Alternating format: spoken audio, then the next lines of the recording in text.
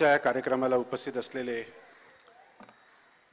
माझे सहकारी अरविंदजी सावंत, तसेच या त्रिमिती आणि बाराखडी दिलसे या कार्यक्रमाचे आयोजक आपण सर्व बंधू आणि भगिनींनो, खरं तर मी तुमच्यामध्ये आणि दांडेकर साहेबांच्या मध्ये येणार नाही, कारण सुधीर गाडगिळांचं अस्खलित वक्तृत्व आपल्याला ऐकायचं आहे, त्यांनी घेतलेल्या फिरक्या आपल्याला ऐकायच्या आहेत, त्यांनी घेतलेले पॉजेस आपल्याला ऐकायचे आहेत. त्यामुळे मी 2 मिनिटात माझं मनोगत संपवणार आहे, कारण मनोगत आम्ही व्यक्त करण्यापेक्षा दांडेकर साहेबांनी काय केलं, समाजासाठी काय केलं, समाजाची आजची गरज काय, हे ऐकण्याची आपल्याला जास्त गरज आहे. खरं तर याचं नाव खूप छान आहे कार्यक्रमाचं, स्वप्नांना पंख प्रेरणेचे. पण आजकालच्या महागाईच्या दिवसामध्ये आई वडिलांना झोपच लागत नाही उद्याच्या चिंतेने, तर स्वप्न काय पडणार. पण तरी देखील विद्यार्थी स्वप्न पाहतात, आपल्या पाल्यांमध्ये आपले स्वप्न पाहतात. मी होऊ शकलो नाही पण माझ्या मुलांनी व्हावं, हा ध्यास घेऊन पालक आपल्या पाल्यांना मोठं करतात. पण खरंच ते पाल्यांना रुचते का, हा देखील आज संशोधनाचा विषय झाला आहे.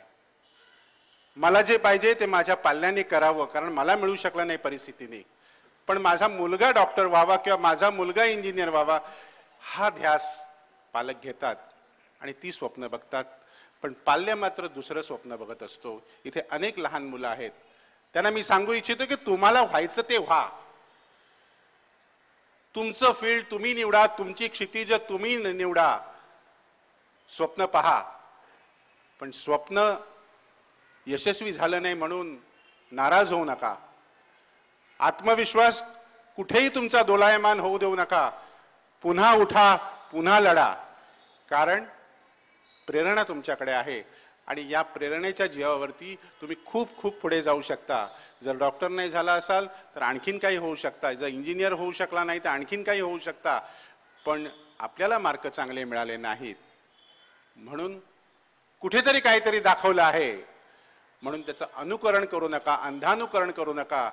आणि खरं तर मी दांडेकर साहेबांना सांगेन की आजची शिक्षण पद्धती खरोखरच आवश्यक आहे का, ती बदलायला पाहिजे, हे आपण जरूर सांगावं. कारण आपण एक अभिनव क्रांतिकारक शिक्षण पद्धतीचे पुरस्कर्ते आहात असं आपल्या एकंदर बायोडेटावरून मला वाटलं. त्यामुळे खरोखरच या शिक्षण पद्धतीचा आपल्याला उपयोग होतो का पुढच्या आयुष्यामध्ये, आणि तो होणार आहे का, आणि तशी शिक्षण पद्धती या राज्य शासनाने अवलंबण्यासाठी आपण काय काय करायला पाहिजे हे सर्वजण आपण करूया.